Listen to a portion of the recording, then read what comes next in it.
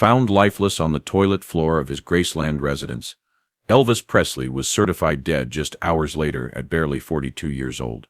The official report provided a straightforward response. News anchors termed it a heart attack. The world grieved. Natural causes. But behind that quick two-page paper was a private autopsy sealed for 50 years, containing information the public was never supposed to know. What mysteries then actually lie in Elvis's autopsy report? Why, therefore, is the truth still hidden? Where it all took place. Elvis Presley's death wasn't only another famous news. It was one of those uncommon occasions that caused the whole planet to halt. News causes people to recall their location. The king of rock and roll was discovered comatose in his Graceland estate in Memphis, Tennessee on August 16, 1977. But no matter how many years have gone, the specifics surrounding his death still elicit feelings. Especially now that several areas of the autopsy report are receiving renewed focus. With time, more inquiries than responses have surfaced, particularly about what actually took on inside Graceland that day and why certain report sections appear hazy or lacking. Official accounts say Elvis was found by Ginger Alden, his then-girlfriend. She was the one who discovered him lifeless at his house. The report from that day claimed he was discovered in the dressing room, which initially seems odd. Over time, though, it has been well known that Elvis was really discovered in the bathroom of his master bedroom. That fact by itself has drawn attention. Why would such a straightforward yet significant truth be misreported? Was it an unintentional error, or was someone attempting to safeguard his dignity or privacy in any manner? Little details like this have sparked conjecture since the day he passed away. Around 8 a.m., Elvis was last seen alive. That Tuesday morning, people inside the house said he had gone to the restroom and was not heard from again. Time went by. Not until little after 2 p.m. Ginger went to see him and discovered him lying still. The emergency services were reached at 3:30 p.m. when she asked for assistance, and the same hour was subsequently recorded as his official time of death. Once paramedics showed up, there was little that could be done. Though by the time he arrived, physicians verified what everyone dreaded. He was sent to Baptist Memorial Hospital in Memphis.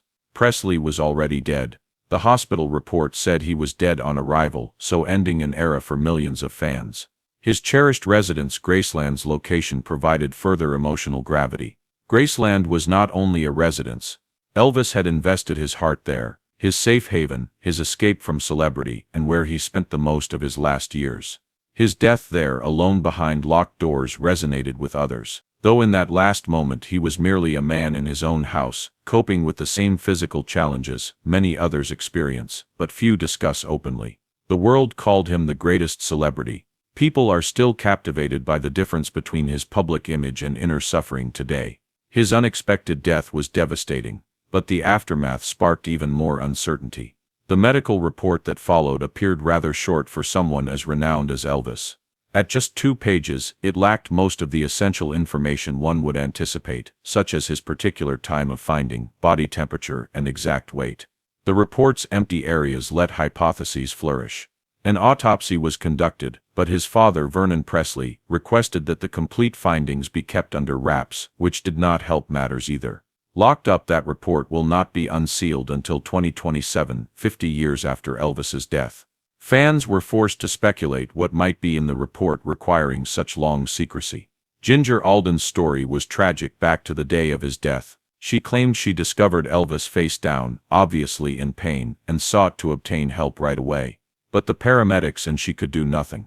When medical examiners examined his body, he was already in rigor mortis, indicating he had been dead for some hours. It was yet another aspect supporting the hypothesis that he had passed away before the official time recorded on the report. Once more, it leads us back to those same nagging inquiries.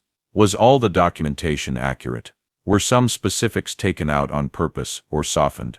The reality is, the enigma of what precisely transpired to Elvis Presley at Graceland has never quite left.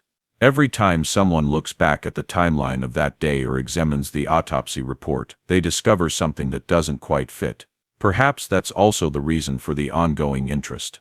Elvis was more than simply a performer, a symbol, a legend, and a very private guy with a rich life. He was like his legacy. His death remains a blend of fact, gossip, and unresolved queries. Until that sealed autopsy is eventually made public in 2027, all anyone can do is combine the data we presently have and speculate what else could be known. The official report versus the autopsy. When Elvis Presley passed away in August of 1977, the world craved quick answers. Fans were stunned. News organizations were rushing to compile timelines. Amid the turmoil, one official paper turned into the preferred source for what had occurred: the medical examiner's report. Dr. Jerry Francisco, the Shelby County medical examiner, signed a brief 2-page document. Strangely, the report wasn't dated until October 20, 1977, more than 2 months after Elvis had died. Many expected far more thoroughness for someone as worldwide renowned as Elvis, something that would obviously show how a guy in his early 40s, who appeared full of life and vitality just years before, could die so unexpectedly. What the people received instead was ambiguous, straightforward, and far more questions than answers. That short article stated the reason of death was natural, more particularly, hypertensive cardiovascular disease, HCVD, linked to arteriosclerotic heart disease, AHG, was the name employed. Simply said, heart problems cause death. Years of pressure have weakened his heart and probably overrun it. Dr. Francisco's research found that 2 major health problems together caused Elvis: high blood pressure and artery. Might cause a deadly heart attack. That justification appeared to suit the official story. It was simple to read, tidy, and free of blame for anyone. One major problem remained though: it seemed unfinished. Fans, doctors, and even people close to Elvis all observed how little the report included. Given Elvis Presley's enormous size and cultural importance, why was the record so straightforward? Why were some parts of the form left blank, including weight, temperature, and others? Why did it also take more than 60 days to complete a report many believed should have been finished in a week? Behind the scenes, something far larger was occurring. Elvis's father, Vernon Presley, decided to call for a complete autopsy on the day he passed away. The same location where Elvis was declared dead, Baptist Memorial Hospital, did the autopsy. But unlike the public report, this autopsy was never made available to the fans or the media. Vernon, on the other hand, chose strangely to have the complete autopsy findings sealed for 50 years. That implies the world will not know what those medical results say until 2027. That decision has baffled many for decades. Why hide away for half a century the most thorough, most accurate account of Elvis Presley's death? Was it to preserve Elvis's legacy? To avoid public humiliation? Or did it include results that contradicted the straightforward heart disease story? The choice to close the autopsy has only served to deepen the enigma, regardless of the cause. When people are told they cannot see something, especially when it relates to someone as renowned and cherished as Elvis, they understandably begin to question. Some think the complete report could include private information on his physical state, something might damage his reputation. Some believe it might draw attention to a mix of ignored or mistreated health issues. Then there are some who believe it might indicate completely different elements the Presley family sought to keep secret. Whatever the situation, the standard 2-page report does not convey the complete narrative. Yes, it provides us with a cause of death. Beyond that, not much. It doesn't clarify how a guy who previously played with such zeal and flair could decline so fast. It doesn't explore the lifestyle choices, medical therapies, or physical problems Elvis could have been coping with in the last years of his life. Ultimately, the concealed autopsy speaks more than the official report. On one side, you have a public-facing paper that ends the argument with one word: natural. Conversely, a locked document, possibly containing all information, all hints, and all puzzle pieces. The world will have to wait till 2027. The interest, however, remains. The story of Elvis Presley's last days keeps expanding. Fans still look for solutions. Academics constantly argue the facts. Like much of his life, his death is still shrouded in uncertainty, some of which might never be completely resolved. One of the most perplexing elements of Elvis Presley's death is not just what the report states, but also what it omits. You would expect the papers to be clear, comprehensive, and thorough in most high-profile death inquiries, particularly one involving a public figure of Elvis's standing. Examining the 2-page public report from the Shelby County Medical Examiner's Office, however, revealed some oddity. Many significant facts were totally absent. Those lacking elements provoked more questions than they addressed for fans, doctors, and even casual spectators. Elvis's body temperature at the time he was discovered is the first thing that springs to mind. Any death record contains this fundamental information. It enables medical examiners more precisely predict the moment of death. Body temperature is a major indicator in forensic science. It can assist establish how long before discovery someone had been dead and can narrow down the period. Elvis, however, left that field blank. Nothing, no estimate, no temperature. For such a renowned person, that's not only rare but rather concerning. While some contend it could have been a clerical error or oversight, others say it was left out on purpose. Whether to safeguard his reputation, to prevent conjecture, perhaps because of uncertainties about the timetable, no one really knows. His precise weight is another significant absence. Elvis's physical look had changed significantly from his young, thin days at the time of his death. He was said to be battling major health issues in his last years, including bloating, weariness, and fast weight increase. Some studies say that by the time he passed away, Elvis might have been as heavy as 350 pounds. For someone who was formerly a thin, active performer, that's a notable rise. Though there are pictures and first-hand testimonies supporting this idea, the official narrative ignores his weight entirely. It's simply empty. Endless theories have been inspired by that lacking number. Was it omitted to save Elvis's memory as the young, attractive heartthrob people had loved? Was it deemed too intimate or too sensitive?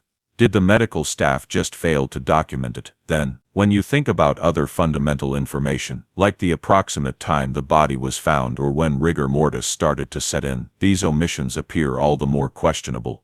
According to the report, he was discovered about 2 p.m., and that rigor mortis had already set in, which typically starts many hours after death. But without precise scene notes or body temperature, verifying the time frame with certainty is quite difficult. Many people have questioned if the events of that day were recorded correctly given that lack of knowledge. Some even question whether the facts were softened or changed before becoming public to shape the story or safeguard the Presley family privacy. It's not only fans that are perplexed. Doctors that have examined the report across time have claimed that the absence of some physical characteristics obscures the whole image. Nearly every instance has standards including body temperature, height and weight, and post-mortem change time. Their absence here is very noticeable. When you consider that the complete autopsy findings were sealed, it leads many to believe something was purposefully held back. Was there something about Elvis's physical state the public was unprepared to witness? Or maybe something his father, Vernon Presley, didn't want the public to know? Those empty areas on the report still excite interest even decades later. In many respects they are more stronger than the included words since they suggest a deeper narrative, one not yet completely revealed. People seek closure. They wish to understand what actually occurred to the king of rock and roll. Drawing strong conclusions is difficult though, given a study lacking such basic information. It leaves fans caught between what they know, what they hear, and what they still suspect. Those lacking specifics will stay at the core of one of the most persistent enigmas in pop culture history until The Secret Autopsy is published in 2027. What adds to the annoyance even more is that the lacking data was anticipated. Not only a random error, a complete and appropriate account of Elvis's death was awaited by fans, reporters and academics alike. They received an incomplete paper with glaring gaps, ambiguous wording, and just enough data to justify a simple medical finding without really disclosing the whole reality. For a guy who lived so openly, his passing is still cloaked in silence and uncertainty, which is paradoxical. These lacking specifics raise more than just inquiries over what transpired in those last hours. They also draw attention to how little we actually understand about the fall of one of music's greatest legends. Body clues, though smaller and more technical, the information in Elvis Presley's public autopsy report provides most insight as more people examine it closely. The largest shocks. Although the report is brief and lacking in many respects, certain medical findings mentioned there reveal a deeper, more complicated narrative about what might have occurred in his last hours. These physical evidence, the traces left behind on Elvis's body, don't only confirm that he died, they also help raise important issues about how and when it happened, and why the truth has been so hard to find for so long. Among the most quickly apparent aspects noted in the report is the term congestion to face and upper torso. At first that may seem ambiguous, but in medical language, it can be very telling. In this situation, congestion often refers to the pooling of fluids and blood throughout the body following heart arrest. Circulation stops when the heart stops pumping. Gravity then causes blood to pool in the lowest body areas. Therefore, if someone is lying face down, as Elvis said he was when he was discovered, blood would naturally accumulate in the face, neck, and upper chest. The fact that this congestion is particularly noted implies that Elvis had been in that posture for some time prior to his finding. It supports the theory that he had been dead for some hours before assistance came, something consistent with the evidence of livor mortis and rigor mortis, both of which the medical staff also noted. Another seemingly insignificant but possibly significant aspect is the mention of a pressure mark next to Elvis's left eye. A pressure mark is a kind of skin indentation produced when a body part is forced against a hard surface for a long length of time. In Elvis's situation, this might imply that his face had been against the floor or maybe against another item. Moment he fell and stayed that way until his body was discovered. This once more underlines worries about the chronology of events by suggesting that no one got to him for rather some time. These hints increase our knowledge of Elvis's positioning and condition upon discovery, which only adds to the rising number of issues concerning the veracity and thoroughness of the official report. The report's statement of a sutured thoracotomy on the left side of his chest may be its most notable physical observation. Usually to reach the heart or lungs in emergency circumstances, a thoracotomy is a surgical operation that opens the chest cavity. The fact that this operation was done and then sutured indicates the hospital staff tried to bring him back to life after he was brought in. Though Elvis was pronounced dead on arrival, it is probable they attempted to resuscitate him with life-saving techniques, which might involve direct heart massage or other treatments. Though by then it might have already been too late, the fact that this is mentioned suggests that at least some effort was made in a medical environment to attempt to bring him back. Equally important is the coexistence of both livor mortis and rigor mortis. Livor mortis is the purplish skin darkening, following death brought on by blood settling in the lower bodily regions. Beginning a few hours after death, rigor mortis is the muscle hardening. Though both of these post-mortem alterations are natural, they also function as a clock for forensic investigators. Usually starting between 20 minutes to 3 hours after death, livor mortis becomes fixed, unchangeable, approximately 8 to 12 hours. Beginning 2 to 6 hours after death, rigor mortis peaks at about 12 hours. The presence of both implies that Elvis had probably been dead for somewhat long before he was discovered. Though it adds complexity, this does not directly challenge the timeline given in the study. Elvis would have likely died far earlier if rigor mortis had already begun and livor mortis was stable than the stated 3:30 p.m. dying time. Most annoying is the lack of further explanation in the public report, which opens these medical symptoms to interpretation even if they are genuine and recorded. Though the sealed complete autopsy report remains hidden until 2027 and may offer further background, until then we must construct the narrative from what little we know.